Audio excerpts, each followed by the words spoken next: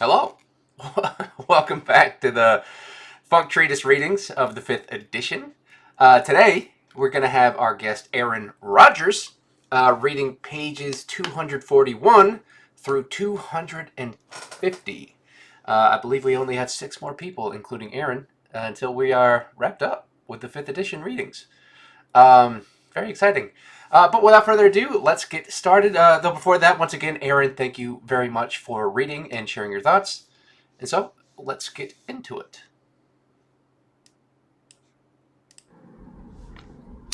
I'm Erin Rodgers. I am reading pages 241 through 250.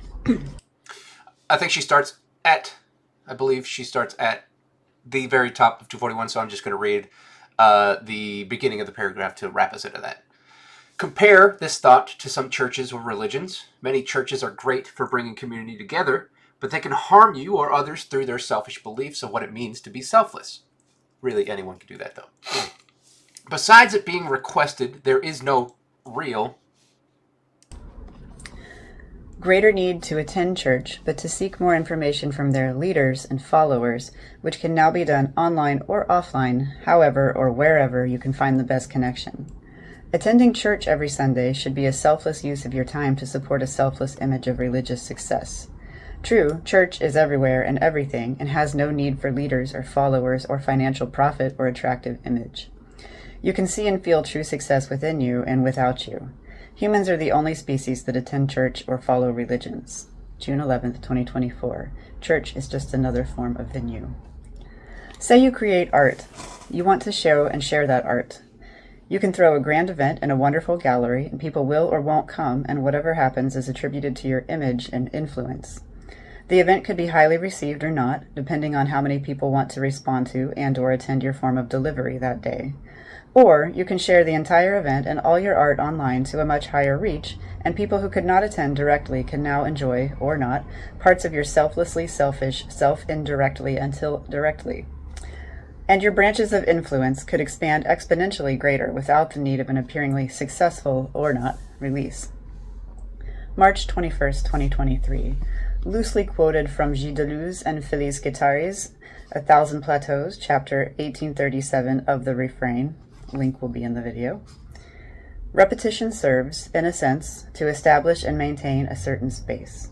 The only way you can move to a new space is by something that never repeats. Quote, a squid moves by having an organ that pushes at water. It jets it out and pushes it to a new space, and this is sustainable because water cannot be compressed any further than it already is. So the stability of the water, or the metric repetition of, is the same level of pressure in the water and is what sustains the squid from moving place to place.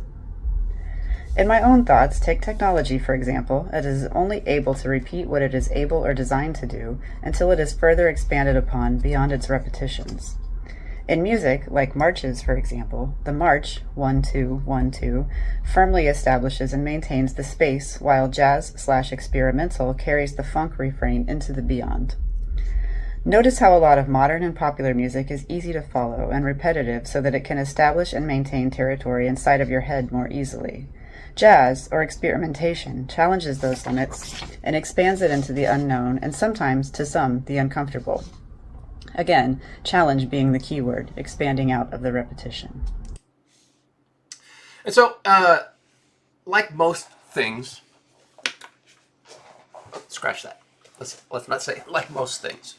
What I'm kind of getting at here is like, if we take technology for an example of like, to extend on the quote, repetition serves as a sense to establish and maintain a certain space. The only way you can move to a new space is by something that never repeats. And so, basically, like when you have something or anything, like let's use an older piece of technology. Let's say a wrench, right? A wrench is only ever going to be a wrench. It is only going to establish and maintain a certain space, and you will use it for the ways that it needs to be.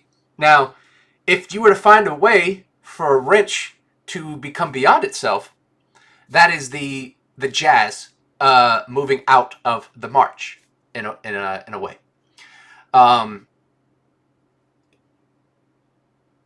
then there was more thought on on modernized earworms, like how most music that you hear on the radio or the number one hits and everything are designed to make you listen to them. They're designed to uh, establish that space in your head by making a catchy tune or rhythm, and then only um, moving out of that rhythm in a slight way that still intrigues interest enough to maintain even further space. And so you get that little ditty that's stuck in your head, and you're like, "Ooh, that's catchy." And then it moves into a different part of the song, like the bridge or the refrain or the chorus, and that expands that space in your head. Um, but like something like improv or jazz would definitely be something that like could establish space, but it for some it's so wild and taking such great steps that it's like I don't know how to hold this in my head. It's not something that you could just like grasp immediately and hold on to and easily memorize because again, it's designed to be these giant steps to reference some jazz. Uh, but yeah, I think that's the thought on that. Again, challenge being the key word, expanding out of the repetition. And so that's kind of the Fuego Puerta, to step outside, to challenge this march. But people love the march because it's nice and simple. It's just 1, 2, 1, 2, 1, 2. But yes, a lot of modern music is 1, 2, 3, 4, 1, 2, 3, 4. It's easy to count. In my opinion, I think 7/4 is the most, in my opinion, the most stimulating music. So there's just something about 7/4 that like when there's a good 7/4 song, it just hits so hard. Um, I write a lot. I try to include at least one 7/4 song on all of my albums. Um, I don't know. Look up 7/4 songs in 7/4. I'm sure you'll have a good wonderful time. Um, yeah. Friday, December 27th, 2019. Remember that the funk is also a feeling. You feel it like the force, but not the force, but also, yes, the force, and so on. The funk equals all. So you at all moments you kind of feel the funk because you are it, right? And even if you didn't have nerves or receptors that caused you to feel, you would still, in a way, feel your experience by doing and being, right? And so it's something that, like, all of this gave us that ability to be able to do any of this, to feel, to do, to act, to see. Um, just that. In the moment, I feel the funk spontaneously pulsating within me as an idea sparks to mind, and I ask myself the question: how do we best apply our selfishness to our selflessness? By being the best you. The greater you are, the more you can connect and share. That is why it is important to take care of yourself and others, physically, mentally, and both selfishly and selflessly, so that you and we can become greater temples or containers than we connect all exists to each other and beyond forever and always until never or not and again.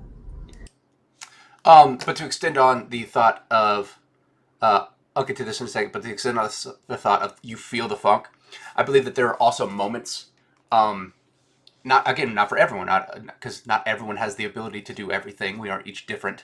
But I think some of us can literally feel when reality is pushing us in this direction. To me, it feels like this tingle. It's like full body goosebumps like tingle, where I just feel in the moment. I guess I don't know, because there's no real proof behind it or what I'm experiencing. It's that kind of feeling of frisson that we've kind of mentioned earlier, uh, but not always with music. Sometimes with literally just a moment. I experienced it in one of the videos recently. Um, but I don't know. I kind of feel it right now, but not as strong as sometimes it hits. March 21st, 2023. Quote, you don't have to be the bad guy. You are the most talented, most Oh, wait, and I wanted to extend off this as well. It's just like kind of what we've talked about throughout the rest of these pages and everything of like, you must be able to take care of yourself, the selfish, make sure all those needs are met, and then you can extend beyond yourself. But if you don't take care of yourself, uh, if you don't, like, to use the extreme example, if you just like do drugs and drink alcohol all the time, you see the effect that that has on people. There are some people who can highly function with that, but that still doesn't like, it's still not very helpful. And it's usually some form of mask or trauma that causes that, or escapism. There's a spectrum of causes and everything. But you see that, like, when someone is on heroin, for example, and they're just checked out, right? Like, you could be hanging from a cliff and calling for help, and there they are laying on the floor, uh, having the time of their life. You know, how helpful is that really? It may feel good to you, but if you're not taking care of yourself and others, then it kind of puts this burden on the selfless to take care of you a little bit, whether they want to or not. Um,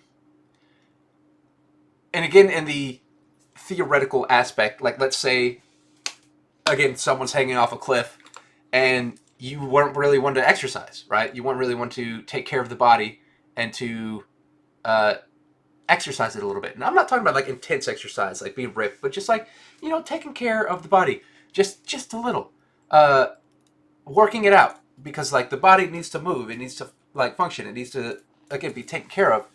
And so let's say someone's hanging off a cliff and you've never worked out before, it's going to be a lot harder helping that person up. And you might even drop them because you never worked out a day in your life, or you never exercised your arms, and that would suck. You know what I mean? That would be terrible. Uh, and so by being the best you, the greater you are, the more you can connect and share. And so the deeper that we attempt pairability and everything, again, you are not always going to make the right choice. There mistakes will be made, lessons will be learned. You will forget some of these lessons and everything. But just by attempting and by applying yourself, uh,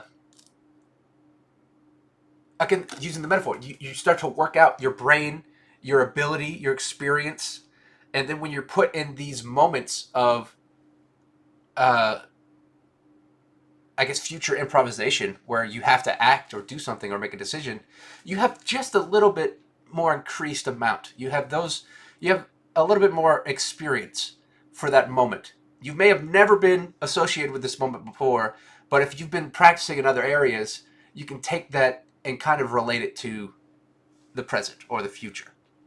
And so, again, it just helps to be attempting to greater yourself every day. But that can be exhausting, and that's why a lot of people don't. interesting and most extraordinary person in the universe. But additionally, because capitalism and everything keeps us in a constant state of, I got to do something else. I can't take care of myself. I got to take care of these profits for someone else. Let's go back a little bit. 21st, 2023. Quote, you don't have to be the bad guy. You are the most talented, most interesting, and most extraordinary person in the universe. And you are capable of amazing things because you are the special. And so am I. And so is everyone. The prophecy is made up, but it's also true. It's about all of us. Right now it's about you. And you can still change everything. The Lego Movie, 2014. I want to extend that quote to, again, as we've talked about with kind of the Matrix as well. In my idea that, like, Neo was not the one. He was a one. Not the steak sauce, but a one. And even the Oracle says it throughout the entire series. You're not the one, because we are all can potentially be the one. The one changes. It's not just this single one person. And so you could be either side. You could be the good guy. You could be the bad guy. You could be Mr. Neutral or whatever, or Mrs. Neutral, or the whole spectrum of all these things. And each of us are capable of these amazing things because we are each the special. We are, and so, It is about all of us. And right now, it's about, a different person at every moment.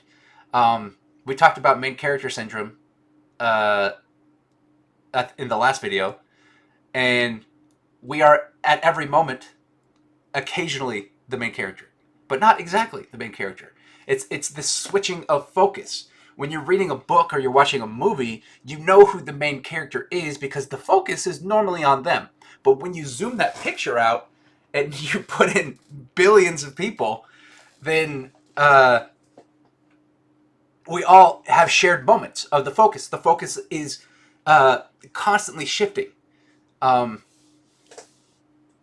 and so that. Uh, and you can still change everything. Friday, December 27th, 2019, continued. We all exist within the funk, everything and nothing. And now you, reader, are reminded of the dates of these events happening and are able to look at the current point in calendrical time and estimate in your time and space what we've gathered from this universal connected experience of the funk and are yourself an expansion of these universal moments.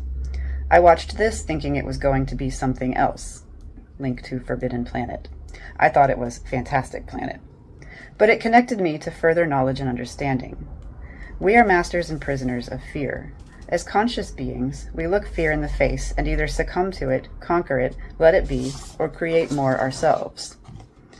Fear will always be an obstacle that each of us, as well as everything, experiences, so when it comes to an exact moment of fear, danger, or alert, remember that you still have self-control within chaos, just as the cover of Hitchhiker's Guide to the Galaxy suggests.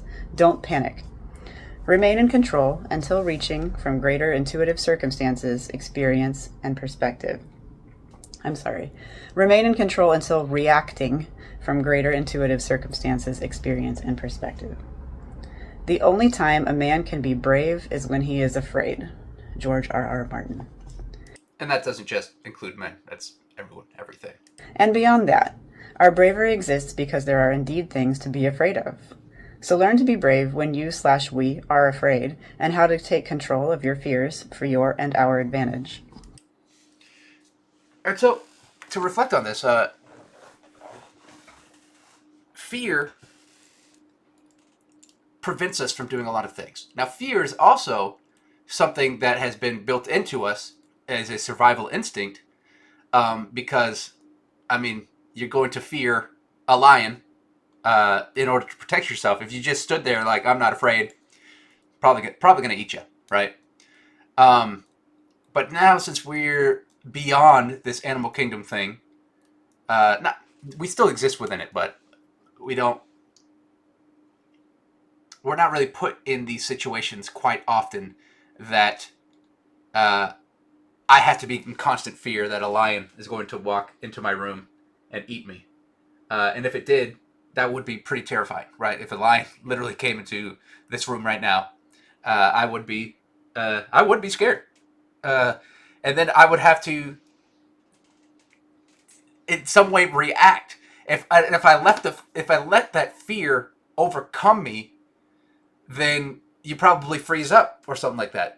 This whole fight, flight, or freeze even. Saturday. And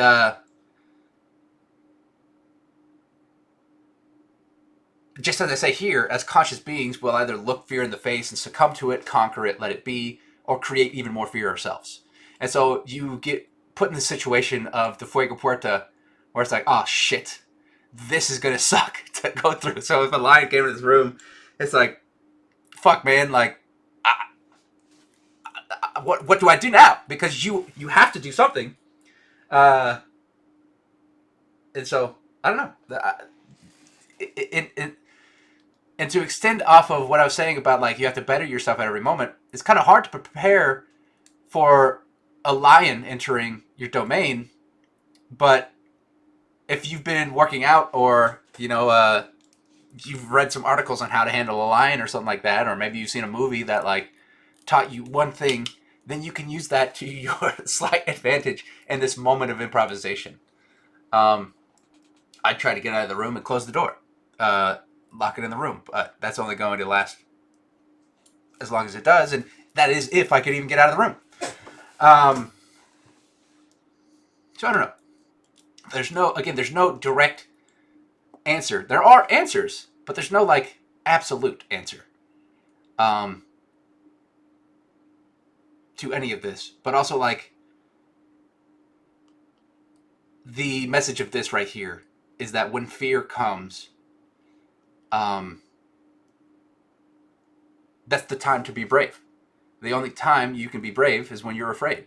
And so if you let fear overcome you in a moment, or even if you're like imagining scenarios that make you afraid, then you are letting fear overcome you. You are submitting to fear. Um, Now this kind of sounds like more Donnie Darko shit, where it's like, what was it? Love and fear, I think, were the two dichotomies that guy taught. Um, but it's a spectrum. You can't just have those two sides. So yeah, I think that has been explained a little bit more. December 28th, 2019. I am now, by request, sending this current copy to Erin Leon. Hey Erin, thanks for your influence and interest. On my way out of the house for a comedy sports match, but I had a thought when replying to a friend. Doing anything for the first time is stressful, as it is inherently autodidactic, but it is necessary for progress, growth, and learning. Again, the idea of the fuego puerta. It kind of sucks in this first moment to do this thing that you're not familiar with and to try it, especially depending on its difficulty or your ability. But once you do it, you gain that little experience. Unless it kills you or something. Sunday, December 29th, 2019. Link to Tchaikovsky's Set d'Aboude, Homo Deus by Yuval Noah Harari. The above items were shared to me, and I feel they should be shared with you as well. The book Homo Deus closes with the following question addressed to the reader. Quote, what will happen to society, politics, and daily life when non-conscious but highly intelligent algorithms know us better than we know ourselves? I believe we are now within and expanding beyond that point. Hello, Dr. Yuval. Music break, social break, rest, research, repeat. 2 links will be in the video. Monday, December 30th, 2019. I am now, by request, sharing this with Lily Amanda Turnock. Hello, Lily and friends. Quote, we will open the book. Its pages are blank. We are going to put words on them ourselves. The book is called Opportunity, and its first chapter is New Year's Day. Edith Lovejoy Pierce. Every day is the start of a new year, if you think about it. Wednesday, January 8th, 2020. By request, now connecting this information to Patrick Simmons. Hello, be well. Thursday, January 9th, 2020. A moral quandary coming to mind is perhaps everything is subjectively bad, and with time, effort, and creativity, we make things and situations and events either less bad or worse. Good is the antagonist to this. If everything started off good, when bad happened, would it not be a good bad, and everything would still be good, even with a bad in the equation? But if everything starts off bad and is able to become good, it paints a completely different, though still relatively similar chart, picture, solution, event, etc. Good is less than bad does not equal bad is less than or equal to good. So seemingly we are forever taking, to us, what's bad and adjusting it until believably good becomes bad again. So the funk, as us, is what creates the good and bad and all forever. June 11, 2024. As without anything to experience the funk, there is neither good or bad. Things just are. And so what I mean by that is like, let's say this is the balance of things. This is the way things flow. If this was just good, right? If everything started off as good as a baseline, then when bad happened, let's say bad goes down, right? When bad happens, then it is still a base structure of good. It is a form of good that has expanded out into bad, right? And so it'd be like this kind of good bad. Everything that expanded from this good would still be good in a way. And so even that bad wouldn't be as terrible because there's still some good behind it, this underlying good. But if everything started bad and then becomes good, right, then essentially like the good would want to return just as the opposite way. The bad would want to return back to good, right? Unless it just continued getting worse and worse and worse. But still, it has this connection to good. But then you have bad, and bad expands off of good, and then that good can only get better, or it can go back to bad and then extend off to worse, and other side can do that as well. And so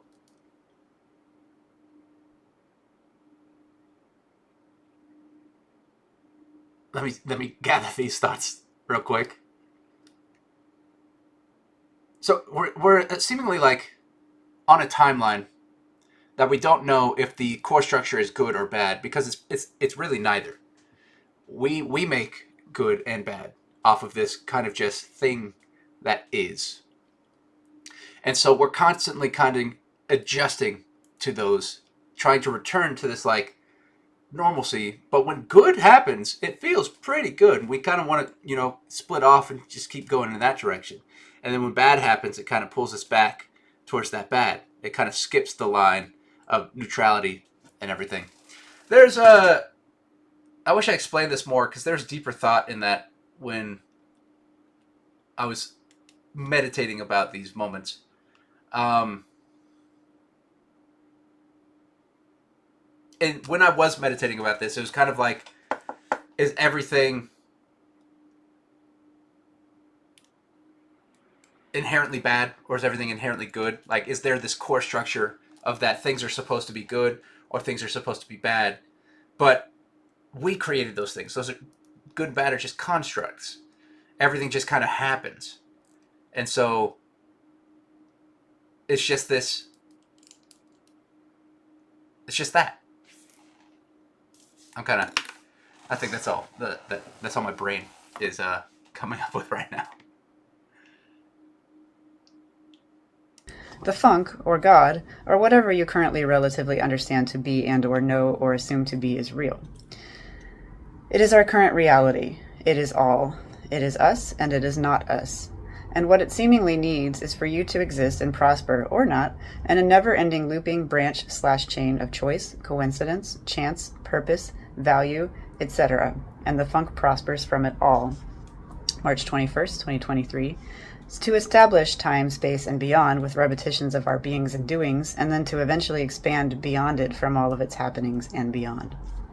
So I suggest learning from bad and getting good forever, and to learn which is which and how to attempt to transfer that information beyond your repetitions.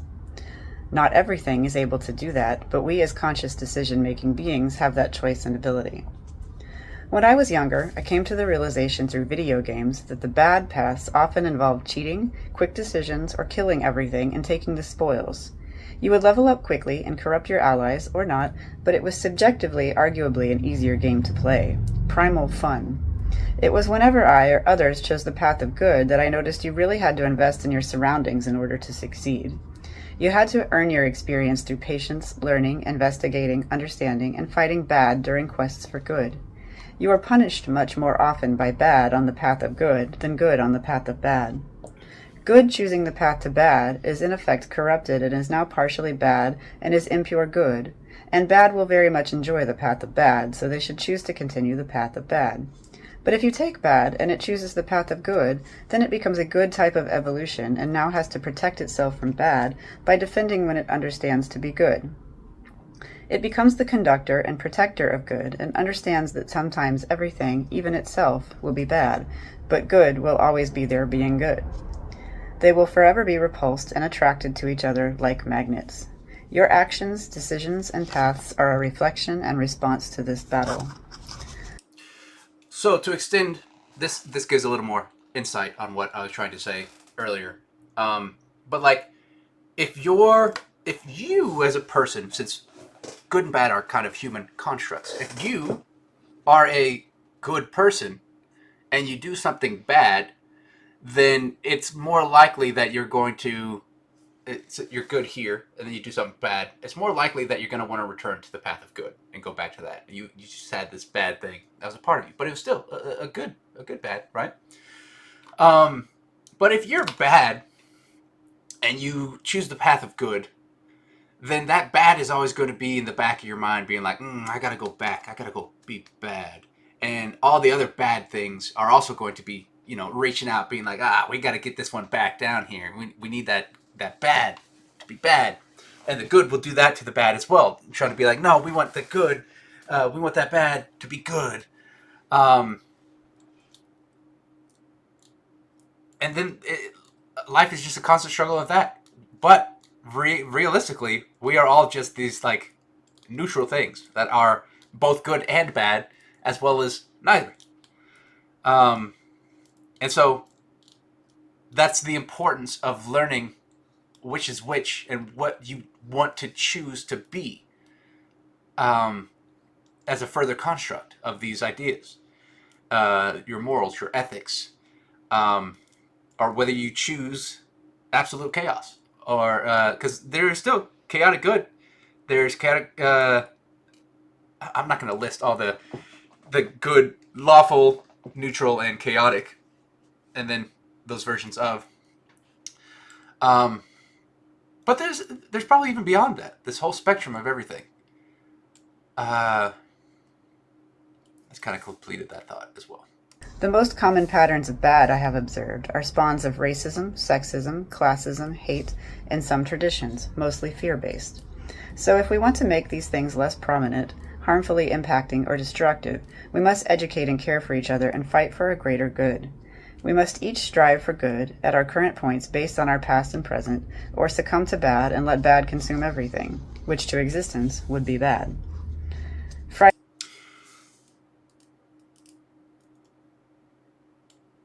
I forgot what I was going to say now.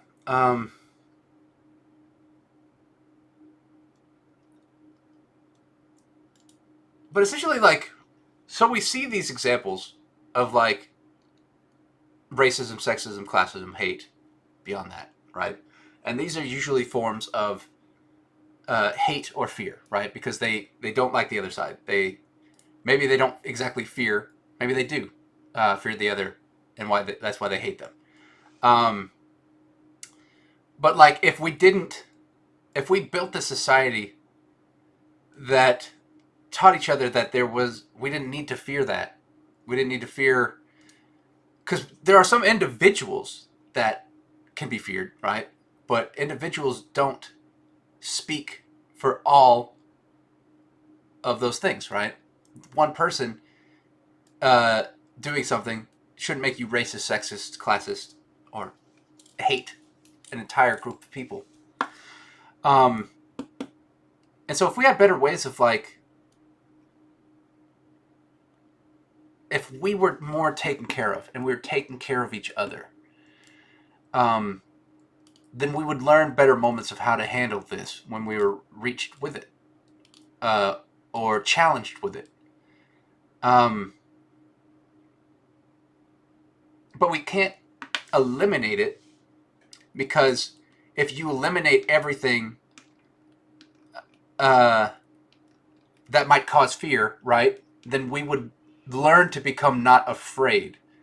And if you did that, then when you're put in a position in the future where maybe you should be afraid, then again, it becomes this evolutionary disadvantage.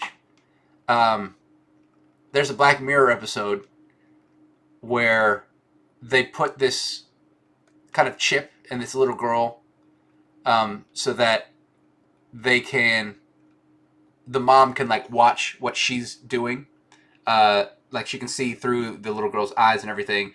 And she puts on this trauma filter.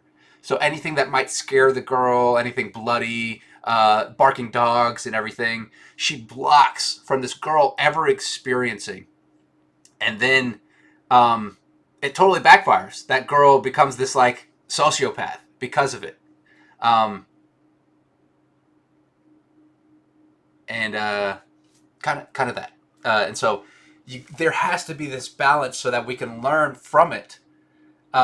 We can't just eliminate it, because it's kind of a unfortunate necessity. Just as like you can't have freedom without suffering, you can't have faith without doubt. They go hand in hand. There's the illusion of duality, but again, it's this entire spectrum.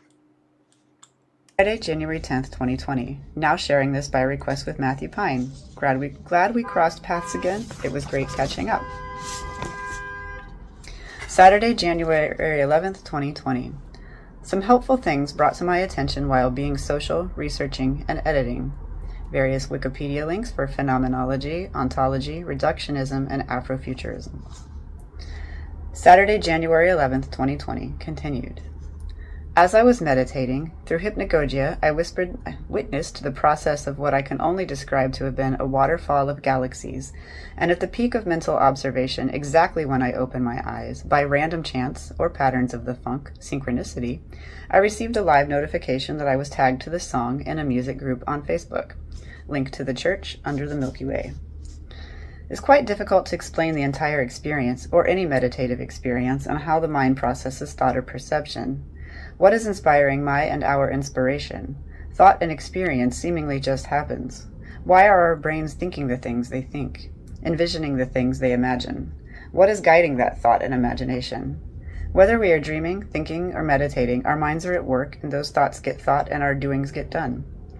I think, and while thinking, I thought a thought, and the thought I thought is the thought I thought I thunk while thinking. I think. YouTube. But that's just another moment of synchronicity.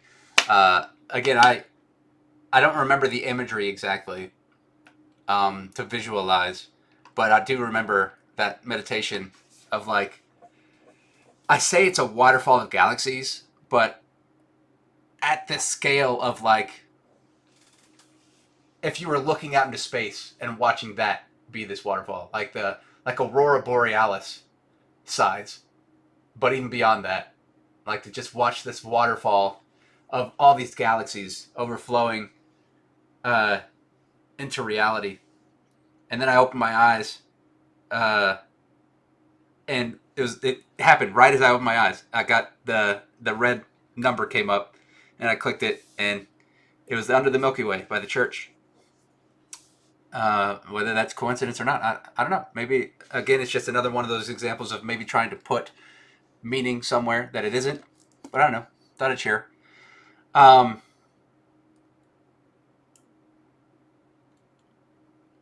then I'd just go into asking, some koans of just like what inspires these things to happen. Like, why do we think the things that we think? And then what used to be a poem, I think, and while thinking, I thought a thought, and the thought I thought, I think, and while thinking, I thought a thought. And the thought I thought is the thought I thunk while thinking, I think. I have made that into a song since. It's off the album Education. Link. Monday, January 13th, 2020. Link to an article in the Independence. Before you judge others, this is an excerpt of an article, or claim any absolute truth, consider that you can see less than 1% of the electromagnetic spectrum and hear less than 1% of the acoustic spectrum. As you read this, you are traveling at 220 kilometers per second across the galaxy. 90% of the cells in your body carry their own microbial DNA that are not you, and are not you. The atoms in your body are 99.999999, etc. percent empty space, and none of them are the ones you were born with, but they all originated in the belly of a star. Human beings have 46 chromosomes, 2 less than the common potato. The existence of the rainbow depends on the conical photoreceptors in your eyes. To animals without cones, the rainbow does not exist. So you don't just look at a rainbow, you create it. This is pretty amazing, especially considering that all the beautiful colors you see represent less than 1% of the electromagnetic spectrum. And so we kind of understand these things, even though like we can't experience them. We further learn these things to be and how they are. And who's to say that like now that we are understanding these things a little bit more and everything, like different spectrums of light that we can't even comprehend, who's to say that eventually we don't evolve into these things or develop a technology that helps us further do that? Like now there are cameras that are able to take pictures of atoms closer than we've ever been before. Uh, and they're a pretty good resolution. And it looks crazy, just like seeing these little dots that comprise all of us, compose all of us. Compose, comprise, construct. But I don't know. I find this a very fun read to just think about. And that's most of this treatise, just a subjectively fun read of things to think about. Wednesday, January 29th, 2020. We are the results of infinity. The following photo sparked a discussion I'd like to share. Image. Your semi-regular reminder that if your concern with trans women is that men might claim to self-ID as trans to gain access to women's spaces and assault them, then your problem is actually with predatory men and not trans women. Stephen Jeffries. This appears true. And what of sports? Sean. This is another thing still in progress of transition and under review by the public. Stephen. Sean, it's so delicate. I just feel bad when there is unprecedented clear advantage. All the athletes training to be the best only to have long-standing records broken. I think trans should have its own section, like we have separate male/female now, but inclusivity is so demanding and charged, I am concerned it will be turned into a big issue. Sean. The thing with having a trans division is it dismisses their identity and separates them from who they are, feel, and desire to be. Not the same, but similar to segregation or racial division. It is a new thing we will figure out together across Earth and the universe as it becomes more common and or accepted. And that's when, again, the above post becomes additionally relevant. Same with robotic or AI rights when they come along soon. Stephen. Then, on that note, why is no one fighting the same battle to stop the separation of female and male events/competitions? Very touchy subject, but I think it gets back to the fact that one is evidently more suited for a certain task than the other, regardless of whether or not it dismisses their identity. It's one of those times when you need to draw a hard line or you're giving one group more rights than another group. Stephen. I say it will make a free-for-all and let time generate... I say make it a free-for-all and let time generate the complaints. Then no one can speculate and we're left with, Eureka, I guess it needs to be this way. Sean. What most divisions reduce down to are racism, sexism, classism, and hate. I'm hopeful that one day we will see intersexual, interracial, and perhaps even interspecies competitions of all classes and categories. We're just not there yet because of those top 4 things. Stephen. I wonder how close we are to reliably testing muscle mass and corresponding strength as well as endurance. Seems a much better way to classify sports. I would think that would be a great solution. I just haven't done my research into its feasibility. Sean. Everyone will potentially eventually be replaced with robot surrogates from Boston Mechanics or some other company, or augmented reality programs, and it won't matter who you are, but how well you mentally play the games. Stephen. Sean. True, extrapolating further would likely yield a Ready Player One reality, but I don't know that humans, as viciously as they fight for themselves, will ever let AI take from them what they have the power to achieve. I fully believe the value that is placed in one's own merit will triumph over the value of an AI-born victory. Look at how important our identity is currently. Assuming we have enough intelligent people demanding we constrain AI so all the sci-fi movies don't come true. Sean. I still need to see and read Ready Player One. We're already at the turning point. Humans and AI are integrated and influencing each other at every moment in current time. Sean. Hyperreality. We have all become recorded calculable algorithms and we are living the effects of it. Stephen. Sean, I wasn't aware it was a book, but the movie, in my biased opinion of loving animations and sci-fi, was awesome. Sean. Well, we are reaching closer and closer to the asymptote as its actual reality and hyper-reality. It already exists as reality in thought, book, and movie form, and everything after those moments are influenced by its events a la the butterfly effect. Stephen. Sean, and absolutely. Between algorithms and Alexas, we are definitely heading toward a dark place, but like all human truths, when things get bad enough, humans will rise. Look at the issues we're talking about and how much they've changed, albeit with much more ground yet to cover. Humans are amazing. For my own mental health, I must continue to believe we have the capacity to achieve things we all know inherently to be right. Some just choose to ignore that feeling for a variety of psych reasons. Sean, we are the results of infinity. So to extend on that, like, first things first is like the idea that someone is going to Um, a in a fear mongering sense, someone's going to self ID as a opposite sex so that they can gain entry and again predatory entry and take advantage of someone, right?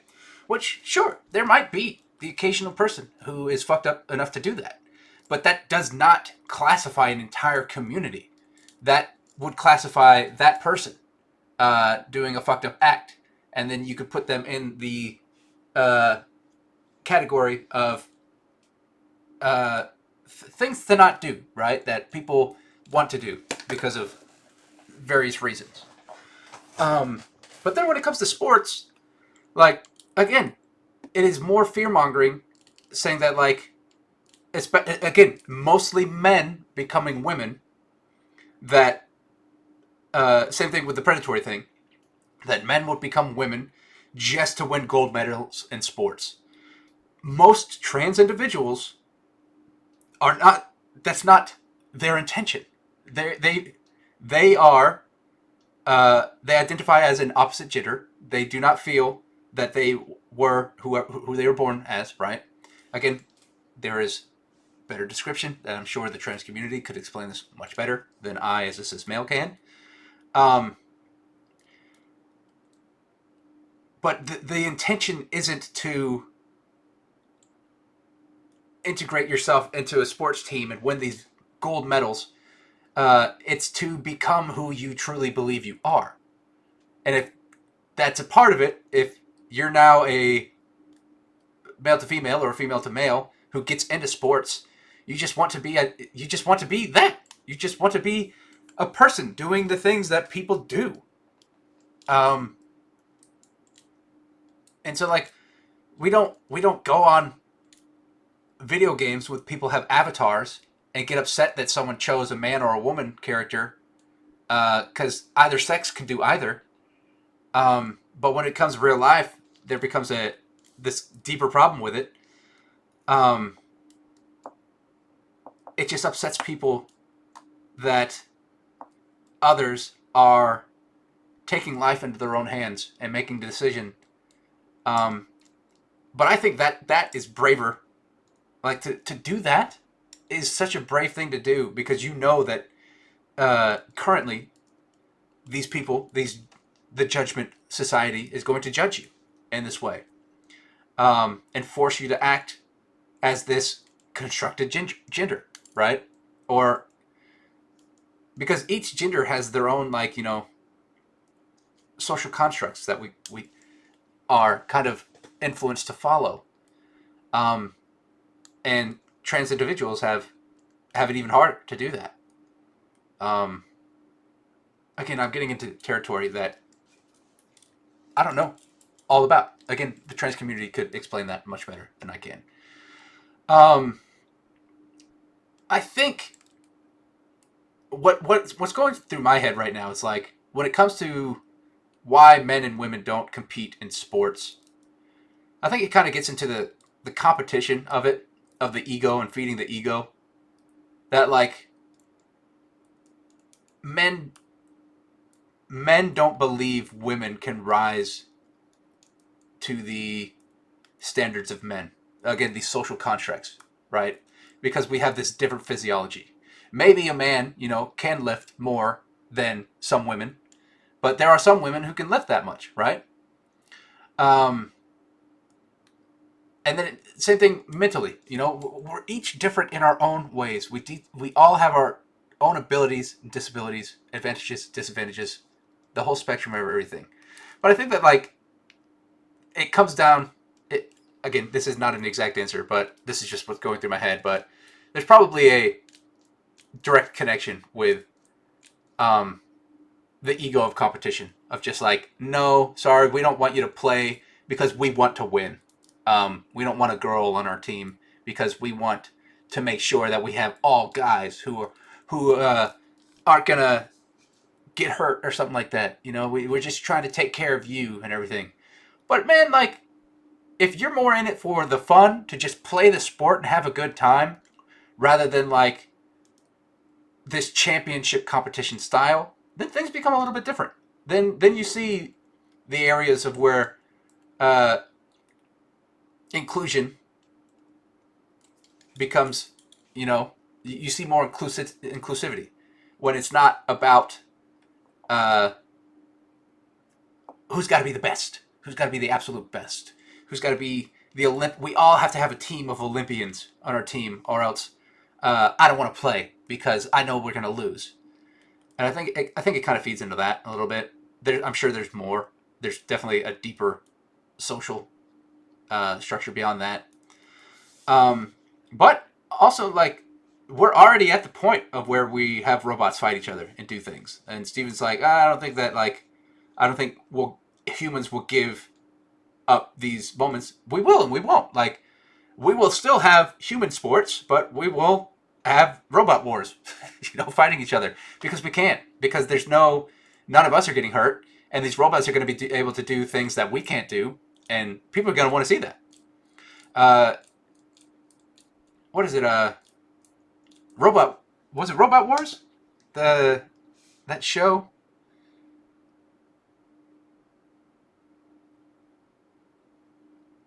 Yeah, Robot Wars. They build robots and they fight each other. I want to say that it was called BattleBots. BattleBots is what I'm thinking of. And then like a few years ago, they built like actual like wearable suits, like the USA challenged Japan and built mech suits.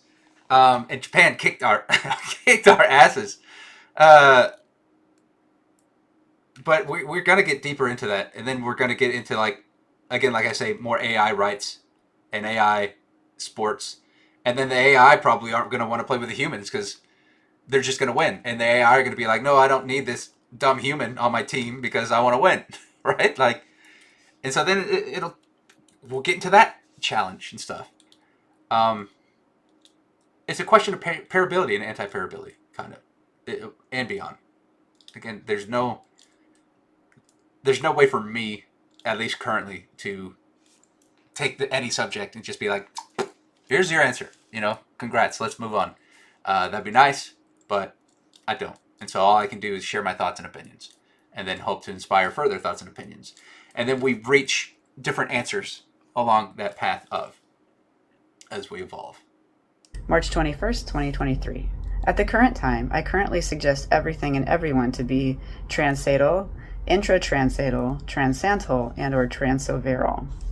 And this is, I mentioned this earlier in the treatise readings, that I consider everyone and everything to be trans. Now, we are not all transsexual. We're not all transgender. But we are transatal, transantal, or transoveral.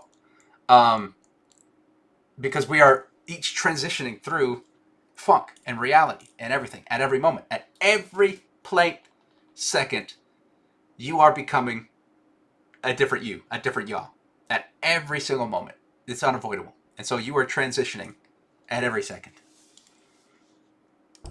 Trans, moving across, beyond, into a different state. Add, moving to, change into, addition, increase. Al, arrival. Intra, inside, within. Anti, before, preceding. Over, completely / excessively. And all of these can be prefaced and transferred into dia, through across, duo, twice, trio, thrice, etc., pan, all. And so, to be transatal is to be one who is transitioning into a different state, moving into this change by increasing themselves in some way. And the all is the arrival there. They've become transatal. They've arrived there. And then you could break these down in different ways and such. Just like intra-transatal would be an internal transition rather than an external transition. Wednesday, January 29th, 2020. Sending by request, Nadia Al-Khalifa. Thank you for your support, Nadia. Love ya. Thursday, January 30th, 2020. Now on its way by request to Erica Waldorf. Thank you a million, Erica. You're a true VIP. Monday, February 3rd, 2020. Quote, this equation will see how you change the world. YouTube link. Sunday, February 9th, 2020. Cassie Randall is reading Mark Manson. This passage reminded me of historical and human context for my current experiences with a few institutions. Also, he says, the phrase I speak with the most regularity out of all combinations of words in the English language. People suck. Highlighted section from everything is fucked. Every institution will decay and corrupt itself. Each person given more power and fewer restraints will predictably bend that power to suit himself. Every individual will blind himself to his own flaws while seeking out the glaring flaws of others. Welcome to Earth. Enjoy your stay. So that's the end of... Yep. So you'll have to tune in for the response to that next time. So let's see. That is pages 241 through 250. Let's see what Erin has to say about what she read. My section. So my thoughts, and I do have several, I think start with the section about whether or not things are good or bad. I think the concept of good or bad is a purely human conception. Otherwise, things just are. They aren't good or bad. They don't have a meaning in either direction. For example, the comet that killed the dinosaurs, we can ascribe meaning to that because we anthropomorphize things, and we might be fans of dinosaurs and think, well, that sounds sad, but it's just a thing that happened. Nobody influenced whether that happened or not. No human, because we are at our core egotistical and like to think about the influence that we have over the world, which is great, but isn't everything. I love how she used the example that I use all the time for explaining good or bad, that things just are. Because a meteor or a comet or an asteroid hitting our planet is potentially bad for us, right? It could knock out everything, and that sucks for us. But overall, in the scheme of life and everything, that's just something that would happen. It's not good or bad. It's just existence, being in existence, doing its thing. Not that humans can't take good or bad actions. I'm a moral relativist myself, but obviously murder, things like that, I think we generally consistently can agree are bad. But I think it's useless to start out deciding whether anything in existence is good or bad by its very nature and the source of its existence. We can use those things for quote good or quote bad, depending on whose definition we're using, but I don't think they're inherently either one for the most part. Correct. And neither are most things that happen. And relatedly, was interested in your discussion about video games. I find, two different thoughts on that. I personally really struggled to do the quote bad option. I'm not a huge gamer, but I have played some games. I can't even do it even when it's fake, even to just exercise those emotions. Like, what if I'm just an asshole and I just do the meanest things to everyone? Even in Grand Theft Auto, it's like, I'm just going to run over all these people. I still feel guilty even in that world. So in only one instance, have ever taken the completely bad route, quote bad. And that was interesting because it was in, I don't remember the name of the company, but the company that does they did the Walking Dead games, and they also did some fairy tale versions where essentially you're making these moral choices. It's mostly making choices. There's some fighting involved. And you can go through the game making either choice where you're befriending people and then they help you along the way, or they don't, or later when you see them, they fuck you over because of the choice that you made previously. But in the structure of those games at the end, it doesn't really matter what you did. The game is made to end a certain way. It is what it is, regardless of which choice you made. And I'm not saying the whole world is like that, but there certainly are things that are.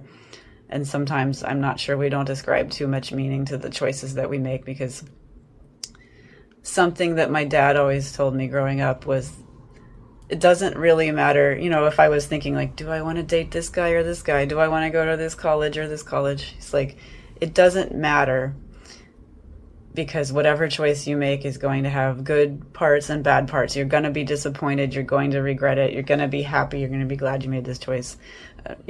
Within reason. We're using common sense here and assuming that one of the choices isn't patently awful and clearly the wrong thing. Assuming that both things are, in other aspects, generally equal. That both things are going to be good and they're going to be bad, and that's life. the other thing I really want to comment on is I can't just have a recording of myself reading this thing about trans individuals competing in sports without saying that I just feel like that is such a bullshit argument. I am totally for trans women competing in women's sports. Gender is already such a complicated thing because, again, as well, not again because it didn't come up here, but it's not that simple. I think everyone here probably knows that you know, there are basic things about your average man and your average woman that are different, but there's a whole spectrum in between. And I think in general, the fact that the concept of a trans person coming into the other gender sports and just slaying and taking like the benefit of that is pretty much debunked and not a thing that happens 99.9% of the time. So I don't care about sports personally, so I'll just put that out there, but I just don't think that's a thing. I also certainly don't think there are people doing that to take advantage of, like, I'm going to become a trans woman just to dominate everyone in women's sports. That's just not a thing. But I just had to put that out there. Like, I am absolutely pro trans women being in women's sports because they're women too. As a woman, I am happy to welcome them into womanhood along with me, if that's where they want to be. Or it's not even a matter of want. If that is what they are, who they are. Is there anything else I wanted to comment on? The section about church and art, I kind of coming into the middle of it, but I have a feeling had I gone back and read the rest of that, I would probably have thoughts about that too.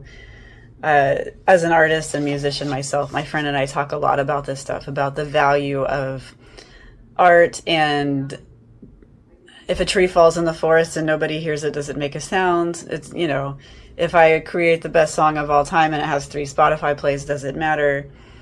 And that is something that I struggle with because, of course, art is an expression and a legacy. But I find that I don't necessarily, I mean, of course I want people to listen to my music, but also I listen to my music. I sit around and listen to it. So I would love for everyone to show up and hear the thing that I did, but also nothing is really for everyone. And if you're not making it because you feel compelled to make it for yourself, why are you doing it? So I think the influence and what's the other word you used? Image. People will ascribe that to how successful your event was to some degree. But if that is the thing that you're concerned with, you're in the wrong business as an artist. And that I agree, but also there's the people who are very good at they make art for other people. They make art specifically, especially like I've been seeing a lot of like videos and articles come up on this lately, of now that we're in this like TikTok era of like trying to make content that influences people, kind of like advertisements and everything. Like you're trying to catch people's attention. A lot of artists now wake up and they're like, what can I do that's going to do that's going to be another viral moment, that's going to get millions and billions of people, that's going to make me money so that I can do more things. And so that's where art and consumerism kind of blend into this thing because of capitalism and other things. Um, but it's still art, right? To a degree. But it's a different type of art. It's art made for profit, rather than just as Erin is talking about. When you make art for yourself, it's sometimes like it's the thing that resonates most with you because you made it. Though then the opposite side, because we're put in the society where like we want other people to enjoy our art and to consume it and to profit off of it.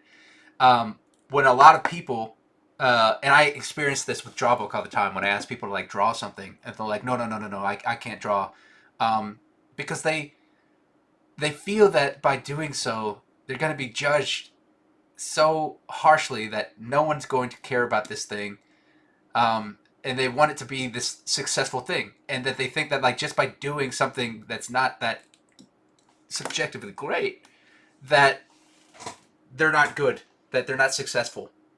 But in my argument and why I continue doing Draw Book is because I try to inspire you to just take that little step, that little fuego puerta, uh, so that you can expand yourself just a little bit more. You're not doing it for profit. You're just doing it to celebrate art existing, to celebrate yourself a little bit. Um, so yeah, I agree with what you're saying here. Um, that's the gist of it for me. I sort of, my section sort of picked up in the middle of another section. So, yeah, thank you. Thank you. And that is Erin Rodgers. Once again, Erin, thank you very much for your reading and sharing your thoughts. Uh, and also, you, watcher, listener, reader, thank you for being here. Thank you for existing. I love you.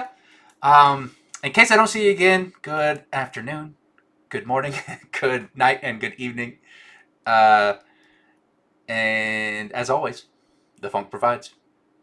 Peace!